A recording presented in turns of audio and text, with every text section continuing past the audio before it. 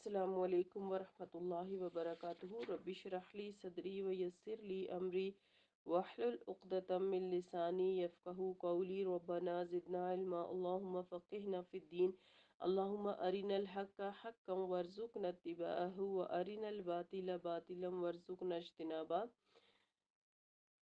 سورۃ الانعام آیت نمبر 20 تک ہم پڑھ چکے ہیں، ریکیپ کر لیتے ہیں۔ اعوذ باللہ من الشیطان الرجیم، بسم اللہ الرحمن الرحیم۔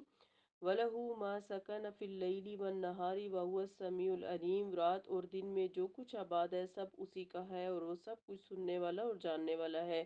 قُلْ أَغَيْرَ اللَّهِ أَتَّخِذُ وَلِيًّا فَاطِرَ السَّمَاوَاتِ وَالْأَرْضِ وَهُوَ يُطْعِمُ وَلَا يُطْعَمُ قُلْ إِنِّي أُمِرْتُ أَنْ أَكُونَ أَوَّلَ مَنْ أَسْلَمَ وَلَا تَكُونَنَّ مِنَ الْمُشْرِكِينَ۔ آپ صلی اللہ علیہ وسلم ان سے کہیے، کیا میں اس اللہ کو چھوڑ کر کسی اور کو سرپرست بناؤں جس نے آسمانوں اور زمین کو پیدا کیا اور وہ سب کو کھانا کھلاتا تو ہے لیکن کسی سے کھانا لیتا نہیں ہے۔ آپ صلی اللہ علیہ وسلم ان سے کہیے، مجھے یہی حکم ہوا ہے کہ میں سب سے پہلے سر تسلیم خم کروں اور شرک کرنے والوں میں شامل نہ ہوں۔ نیز آپ صلی اللہ علیہ وسلم کہیے، اگر میں اپنے رب کی نافرمانی کروں تو میں بڑے دن کے عذاب سے ڈرتا ہوں۔ اس دن جو شخص عذاب سے بچ گیا اس پر اللہ نے بڑا ہی رحم و کرم کیا اور یہ نمایاں کامیابی ہے۔ اگر اللہ تجھے کوئی تکلیف پہنچانا چاہے تو اس تکلیف کو اس کے سوا کوئی دور نہیں کر سکتا، اور اگر کوئی بھلائی کرنا چاہے تو بھی وہ ہر چیز پر قادر ہے۔ وہ اپنے بندوں پر پورا اختیار رکھتا ہے اور وہ دانا اور خبر رکھنے والا ہے۔ آپ صلی اللہ علیہ وسلم ان سے پوچھئے، سب سے بڑھ کر سچی گواہی کس کی ہے؟ آپ کہیے کہ اللہ کی، جو میرے اور تمہارے درمیان گواہ ہے، نیز یہ کہ قرآن میری طرف وحی کیا گیا ہے تاکہ اس سے میں تمہیں بھی ڈراؤں اور ان سب کو بھی جن تک یہ پہنچے۔ کیا تم واقعی یہ گواہی دے سکتے ہو کہ اللہ کے ساتھ تمہارے ساتھ دوسرے الہ بھی ہیں؟ آپ صلی اللہ علیہ وسلم ان سے کہیے، میں تو ایسی گواہی نہیں دے سکتا، الہ صرف وہ ایک ہی ہے اور میں اس شرک سے بالکل بیزار ہوں جو تم کر رہے ہو۔ آج کی آیات آیت نمبر 20 بھی دیکھ لیتے ہیں۔ الذین آتیناہم الکتاب یعرفونہ کما یعرفون ابناءہم الذین خسروا انفسہم فہم لا یؤمنون۔ جن لوگوں کو ہم نے پہلے کتاب دی ہے وہ اسے پیغمبر کو یوں سب پہچانتے ہیں جیسے اپنے بیٹوں کو، مگر جن لوگوں نے اپنے آپ کو نقصان میں ڈال رکھا ہے وہ ایمان نہیں لائیں گے۔ آیت نمبر 21، وَمَنْ أَظْلَمُ مِمَّنِ افْتَرَىٰ عَلَى اللَّهِ كَذِبًا أَوْ كَذَّبَ بِآيَاتِهِ إِنَّهُ لَا يُفْلِحُ الظَّالِمُونَ۔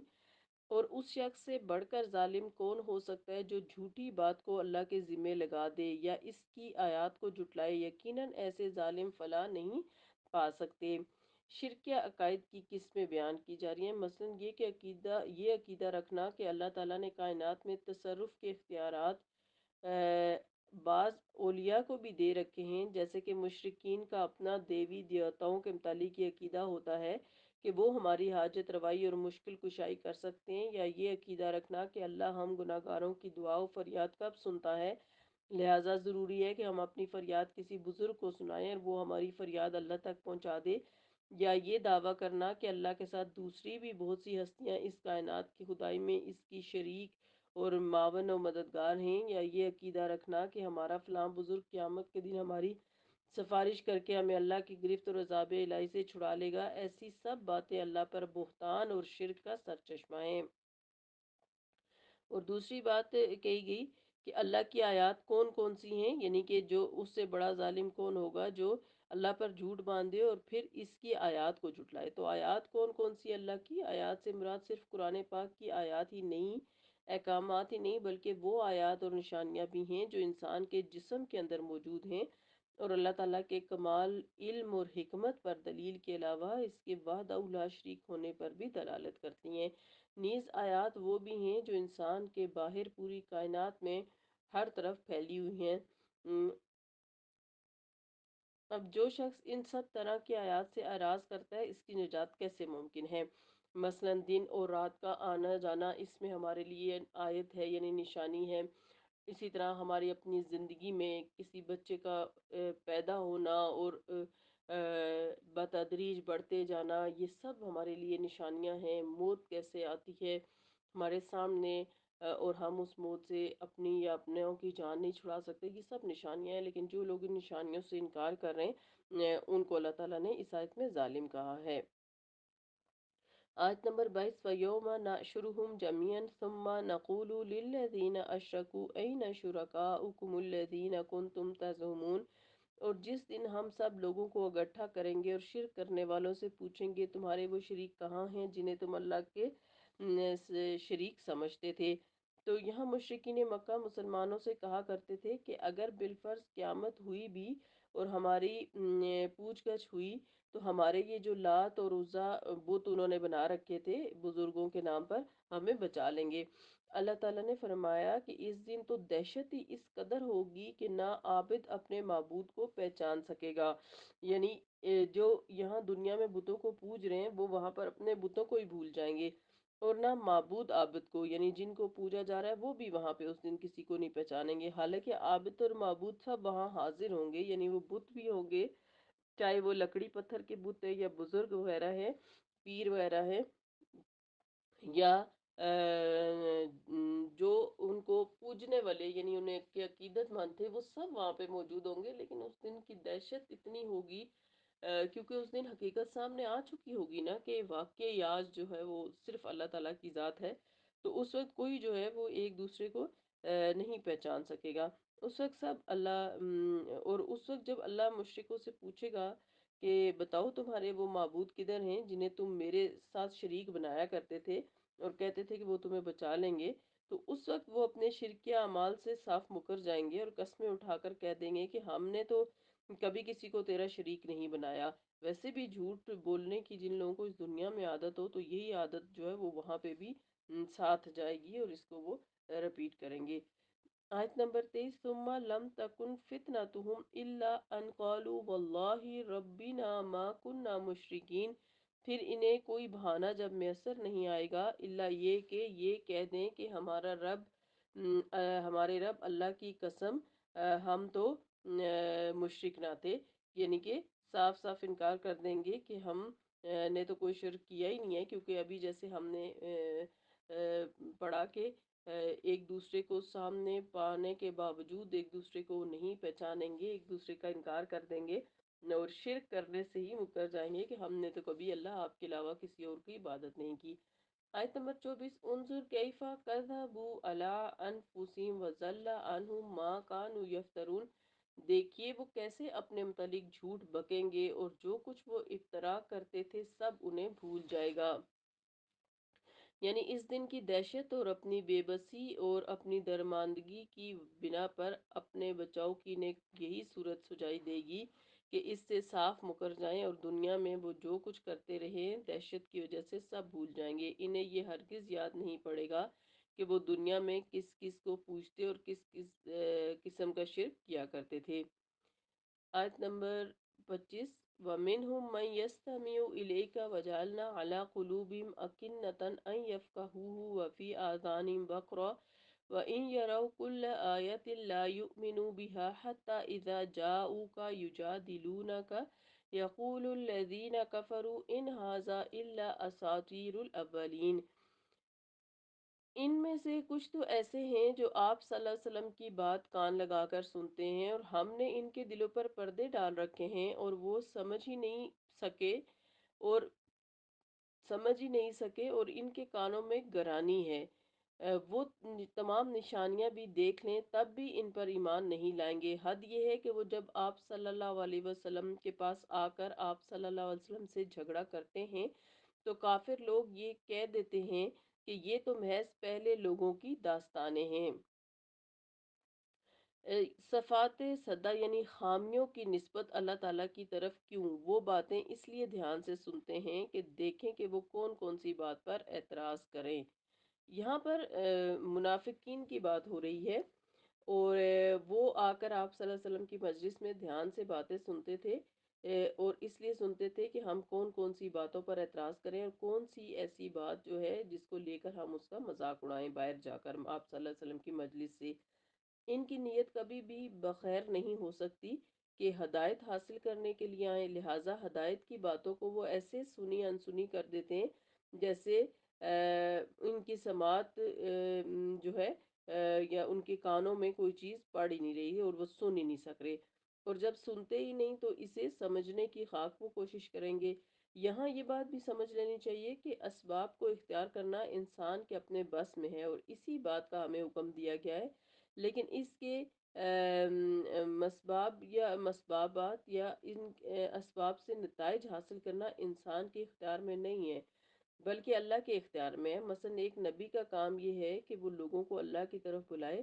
اب لوگ اس کی دعوت کو قبول کرتے ہیں یا رد کرتے ہیں، یا کتنے قبول کرتے ہیں اور کتنے نہیں کرتے، یہ نبی کے اختیار میں نہیں ہوتا، بلکہ یہ اللہ کے اختیار میں ہے۔ لیکن اکثر اوقات یہ ہوتا ہے کہ اسباب اختیار کرنے سے متوقع نتائج حاصل ہو جاتے ہیں، ایسے نتائج کی نسبت بھی اللہ ہی کی طرف ہوگی۔ یعنی اگر لوگوں کو ہم دین کی طرف بلا رہے ہیں اور لوگ جو ہیں وہ دین کی طرف آ رہے ہیں، تو ہمیں اس چیز کا کریڈٹ بھی اللہ کی طرف موڑنا چاہیے کہ یہ سب اللہ کے فضل سے ہوا ہے۔ اسی لحاظ سے اللہ نے نتائج کی نسبت اپنی طرف کر کے فرمایا کہ بجعلنا اعلیٰ قلوبہم اکنہ، اور ہم نے ان کے دلوں پر یعنی پردے ڈال دیے ہیں، اور ورنہ حقیقی مجرم وہی لوگ ہیں جنہوں نے ایسے اسباب اختیار کیے تھے جن سے اس قسم کے نتائج برآمد ہوں۔ تو منافقین، چونکہ آپ صلی اللہ علیہ وسلم کی مجلس میں کوئی ہدایت لینے کے لیے تو آتے نہیں تھے، اس لیے ہدایت ان کو نہیں ملی، کیونکہ جس نیت سے انسان جو کام کرتا ہے وہی اس کا نتیجہ ہوتا ہے۔ اب اگر ان کو عقل ہوتی تو آپ صلی اللہ علیہ وسلم جیسی ہستی سے یہ اپنی دنیا اور آخرت سنوارتے، ان سے فائدہ اٹھاتے، لیکن انہوں نے ایسا نہیں کیا۔ آیت نمبر 26، وَهُمْ يَنْهَوْنَ عَنْهُ وَيَنْأَوْنَ عَنْهُ وَإِنْ يُهْلِكُونَ إِلَّا أَنفُسَهُمْ وَمَا يَشْعُرُونَ۔ وہ راہ حق سے دوسروں کو بھی روکتے ہیں اور خود بھی دور رہتے ہیں، یہ لوگ اپنے آپ کو ہلاک کر رہے ہیں مگر سمجھتے نہیں ہیں۔ تو یہ یعنی انہی منافقین کی بات ہو رہی ہے۔ اور جیسے کہ حق تو ہمیشہ سے چلا آ رہا ہے اور پرانا ہے، لہٰذا محض پرانا ہونا غلط ہونے کی دلیل نہیں ہے۔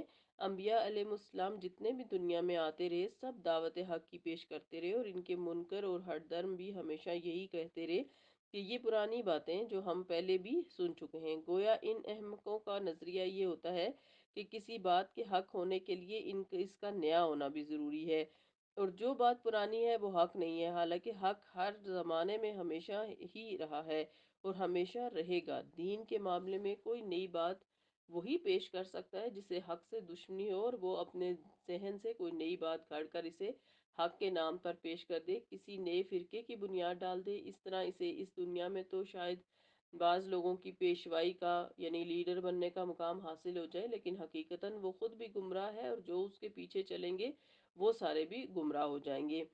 اور پھر جو یہاں پر یہ کہا گیا کہ وہ راہ حق سے دوسروں کو بھی روکتے ہیں اور خود بھی رکتے ہیں، تو گویا وہ دوہرے مجرم ہیں کہ جو کام ان کی کوششوں کی وجہ سے حق سے دور رہتے، جو لوگ ان کی کوششوں کی وجہ سے حق سے دور رہتے ہیں، ان کے گناہوں میں سے حصہ جو ہے وہ رستی گناہوں کا بوجھ یعنی اپنے اوپر ڈال رہے ہیں، کہ ظاہر ہے جب آپ نے کسی کو دین کی طرف نہیں آنے دیا، آپ نے نہیں آنے دیا، اور وہ دین کے بغیر جو بھی برائیاں کرے گا تو اس کے ہر گناہ کا حصہ جو ہے وہ آپ کے کھاتے میں جائے گا۔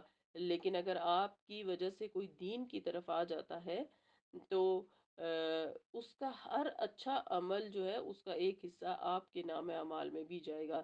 اس لیے ہمیں اپنے اعمال سے، اپنی باتوں سے لوگوں کو دین کے قریب کرنا چاہیے، نہ کہ لوگوں کو دین سے دور کیا جائے، اور خاص طور پر فرقے کے ناموں پر، فرقہ واریت کے وجہ سے لوگوں کو جو ہے وہ دین سے روکنا، یہ سب چیزیں بالکل ایسے ہی جیسے کہ یہ منافقین کر رہے تھے۔ لہٰذا ایسے لوگوں کی ہلاکت کس قدر شدید ہوگی، اور اس بات کی انہیں سمجھ ہی نہیں آ رہی کہ وہ خود ہی اپنے ہاتھوں کیسے اپنے پاؤں پر کلاڑی مار رہے ہیں جب وہ لوگوں کو گناہوں کی طرف راغب کر رہے ہیں اور دین سے روک رہے ہیں۔